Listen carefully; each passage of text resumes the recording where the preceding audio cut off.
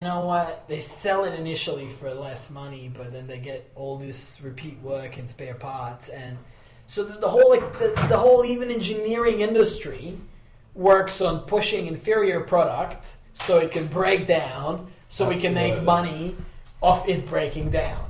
Yes, but like we've talked about a number of negativities of the system which we all live in. Is there a way that this is there's a possible outcome that this is regulated to something that is good for the planet, for people, and for the profit of the system? Or do we honestly need to go, look, if we're really going to move forward, do we need to come to an awakening point where we go, we need to get rid of this shit and start again? Like, you know, or like we need to, you know, make something completely different, figure out a whole new word, fuck socialism, capitalism, communism. We need a whole new word that's going to lead us into the future. Well, I think we need two things. Yeah.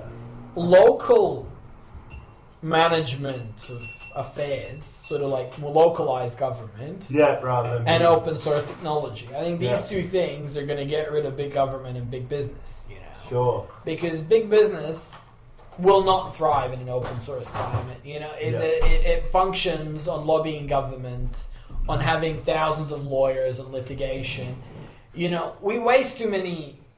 With just those two things. I don't want to talk too broadly, but since I've already answered the question. Well, quite literally, highly localized government and open source technology, and even if it's capitalism, a small business model. Yeah. See, you know, people go capitalism is bad, but well, wait a second, it's not. Let's say somebody gives you a product and sells it to you for $50, right? Now, if you had a device, you pay probably, you know, $30 a person for your internet. Yeah. And you pay $600-700 for your computer. Now, given the value of information you get from it, you know, this cost differential of computer plus internet versus, you know, $1,500. In a country like this, $1,500 is, you know, at whatever, 25, even at $25 an hour, that's 30 hours of labor. 30 hours of labor for an absolute, total, complete abundance of information of everything. You trade your 30 hours of labor. I mean, that is a fair transaction. Yeah. See, but that's a personal opinion, so that's what we always have to remember with value. No, it's always a personal what opinion. I'm trying to say is, you know, if I spend 15 minutes, you know, probably 25 minutes a day watering my garden, I figured if I can automate that, you know, that's a lot of time. You know, you multiply that by 365 days plus worrying when I'm not home, etc., etc. You know, if I can create a device that costs $100, you know, that'd be worth for everyone that has a bloody garden. You know, it would actually you're giving something, you're offering something that's worth more than its financial value. Now, see, here's the problem with most of capitalism today. See, those are examples of capitalism where it's a win-win situation. The guy that makes it goes, oh man, you know, I made so many of these and I have a margin, I'm making money, it's good for me. The guy going like, man, I so much more want that than I want $50. That's awesome for me. Mm-hmm. But here's the problem with capitalism. See, people buy jeans that cost $5 and they pay $300 for them because they've seen an ad that's telling them, oh, you'll be cool and you'll get laid if you wear these jeans. They go out and they buy, you know, a new car every 3 years because they see this ad and it looks cool and some celebrities driving it and their needs... products aren't functional, they're an emotional thing. Yes. It's not that this guy is going to spend $40,000 on a car and get it $40,000 of value out of it. Yeah, exactly. No. And even if he does, you know, if he hooks up with some girl because he has this car, then it's entirely based on completely superficial values that are prevalent in society. So what I'm trying to say is if you can possibly look at advertising as something that's a dirty thing and just say, look, man, I don't really want to make you insecure and make you want my T-shirts that I'm making because, you know, I'll con you into believing that you'll be a better person if you wear my T-shirt. Like, if you take that dishonesty out of the equation it would work so much better for people. Yeah. Oh, yeah. I mean, that's why I find it so hard to work for a company that I don't believe in or sell products I don't believe in because I just can't lie. Like, if I'm telling you I think the product's good, I mean it. Hear me out. Like, you know, Australia. Okay, we're here, and most people have 20 days of holidays a year plus weekends. And most people go to the corporation and they're there every day, 5 days a week, and they're in a drone-like fucking existence. But wait a second, you can move out to the suburbs, live in a house, share it with 3 people like I do. I've figured out I need $1,500 a month. $1,500 a month. I could have a 3-day week or a 4-day week doing virtually 3-day week if it's, you know, nearly all year long. Mm-hmm. Meaning that people get so much free time, so much time to do their own stuff. That's the situation. I've organised that with my work. I get more. I wanted a job where I get more per hour, and it's casual, so I only have to work 2 or 3 days a week. Yeah. And that's exactly why I've got that job. So, you know, you've pretty much done the same sum that I had. And, you know, I had a pretty lucrative, you know, engineering job. I went out and I got, it was all on a scholarship. It was pretty cruisy. A friend of mine was doing substitute teaching, and he was making, you know, $230 a day. And I'm like, man, you know, I don't want to work in a big company. And I can, as far as I know, I can get a scholarship to get qualified to do this. And I could probably then go into my open source stuff and do workshops. Yeah. That looks like a good gig. So I went out and I got it. I actually enjoyed it. I learned a bunch of things about the educational system, which might even be a topic for next time. Surely. I don't want to. No, we're done. Well, we don't. But, you know, that calculation, you know, it's not that hard in Australia. It is really not that hard to get work 3 or 4 days a week that allows you enough space to actually do stuff, to work on projects that you're really interested in, to do something that might just have a chance of, you know, and that's the decision that you really have to make, because if you can't find something that gives you pleasure that's already out there to strive for in a career, then you have to go, well, my time is the most valuable thing I've got. If I'm not going to be spending it doing something I get paid for that I love, then I'm going to try and minimise the time I have to work so I can do what I want to do in my free time. Definitely. Everyone should choose one or the other, you know. There's a lot of people out there who fucking like, well, you know, if you got this free time, what are you going to do with your life? You know, like that sort of mentality. Yeah. And that's, you know, or like if you don't have the incentive for money to do something, why would you do it? It's the same sort of question. Yeah. I was talking to this girl, who's a friend of mine, and she's like telling me, oh, then let's hang out, I'm bored. And I'm like, you know, I haven't been bored in 3 years. I'm just... I don't have enough time, man. Yeah. I don't even work much. If I've got some... You know, I've designed this website. I'm trying to design, you know, a couple of products. I've probably got a queue on my browser of about 14 documentaries I haven't yet watched. Yeah.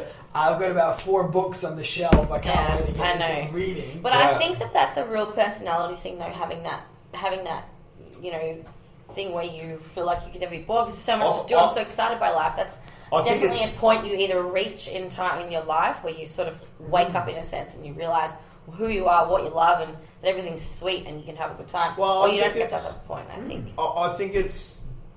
I don't know. I think it's the opportunities. You're a productive environment, and I think it's the environment that you're brought up in where you get to the point where, I don't know, maybe you haven't had to fight too much for what you've wanted. Things have been given to you. I don't know. Look, I don't speculating, but I definitely think for the people who are like bored and who are happy with their, you know, 1 or 2 days off a week and really need to just lock into work are probably, you know, people who haven't really explored themselves or explored. That's what I mean. It's a personality thing that you... enough. I will, you know, again, I'm not going to go into the rabbit hole of education, but I'll give you an example from my work. You know, when the proverbial waking up, I started looking around at people, right? And they were exceedingly good at their job. You know, they understood every component that company made. They knew every guy related to everything, every detail. Yeah. But they were overweight alcoholic. Their family was like, they had nothing interesting going on in their life. And I'm just going, wait a second. You have this corporation here that doesn't give a shit about you, that pays you the minimum wage rise they ever can. and you apply yourself like a machine to perfection brilliantly to work for this corporation, in your own life, for your own self, the one life you have on this earth, you have no capacity to apply yourself to something productive or amazing. And yet for a slave owner, you are a Superman. Like, what the fuck is wrong with you? I know. It's such a good point. And people were like looking at me, our sales are not up, man. I couldn't sleep last night. I'm like, and I was just looking at them going like, are you fucking Fortune 100 corporation making less money? Like, you think I have even the remotest worry about it, man? Like, that's all, I agree and everything, but the fuck thing is that people care so much is because their survival depends on it, because they live in that debt cycle, that wage slave labour cycle. Where they actually have to worry about sales because they will lose their job, not be able to feed themselves or their family. But you got just 1 second. Like, many of those people, I would say the vast majority of those people had their jobs exceedingly safe. Not maybe the salespeople. You're right, they're kind of, but the other guys that I said are exceedingly good and incapable of doing shit in their personal life had their jobs that were exceedingly safe. I mean, I was in a company where, I left, and the last year I dedicated 80% of my time to listening to podcasts while I was at work, because I figured I'd have a corporate sponsored, I've done that. Corporate sponsored education, and quite frankly, I used to be a valet driver, so I used to walk around with headphones on my whole shift, 8 hours just listening to podcasts. I had in 4.5 years. Now the rules in the company is you had to get at least 3 warnings in a calendar year, 3 performance warnings before they could start the procedure to fire you, right? I had 1 warning, and I actually got it rescinded by acting outrageous, despite the fact that I was completely fucking around. Now, that is how, in a sense, how hard it is to get fired in Australia and how comfortable. I mean, just puts you in an outline of how comfortable people are in those jobs. So, I mean, I hate people like. I just want to sort of make one clear point. Anybody in this country telling you we live badly, we are oppressed, that's wrong. No, sir. They haven't actually gotten the perspective of worldwide travel, for one. Worldwide travel and how other people live. But secondly, on a level of that we are being exploited by big giant corporation who, yes, absolutely, on another level they're right. We are being exploited. But in terms of exploitation, we're getting a better deal for being exploited than people almost anywhere else, maybe other than, a few Scandinavian countries. So, in a sense, our exploitation comes at better terms than most people living on planet Earth. We're comfortable slaves. We are comfortable slaves. And this is part of the thing. Suck it up, sweetheart. This is part of the thing that worries me, because people are too comfortable. And complacent. Definitely. If more people can be like us, and I don't mean anything special. I just like, somebody just goes and then says, my time is more important to me than money, because a lot of things I really enjoy don't cost me very much, and I could live an awesome life on 50% of my present income. So I gotta hustle my way to 3 or 4 day a week and get to like writing the book I love, or creating something, or just hanging out with fucking friends, seeing family, spending time with family, not working 50 fucking hours a week, fucking 10 hours a day, like. Yes. And all for what? Because they can have that latest Commodore and go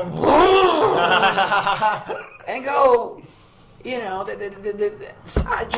drive through the suburbs, and I look at the McMansions and the Commodores, and I just go like, every one of these people, for the next 20 years is going to go, I need to go to work tomorrow. I need to find a job that pays me a pretty decent amount of money, because if I don't, they're coming for everything I got, and I'll be on the street. And not everything I've got